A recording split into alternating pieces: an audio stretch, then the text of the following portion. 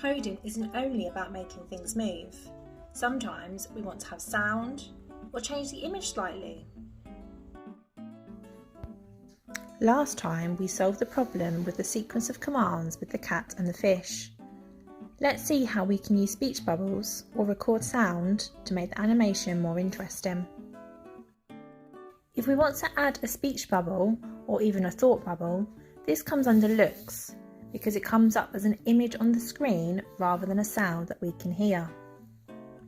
So I can choose the say hello for 2 seconds command to give it a set amount of time that it will come up for. We can then change the text so it says what we want it to. Oh look, a fish. Yum.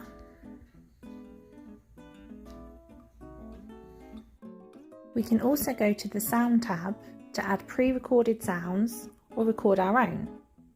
I'm going to choose the play sound until done command and choose where I want it to go. I can then click on the drop down menu and choose record. I can then record my own sound. I'm going to record this for the fish. Please don't eat me. The sound. We then go back to code and press on the drop down menu again and select record in 1. Let's see if our speech bubble and sound work.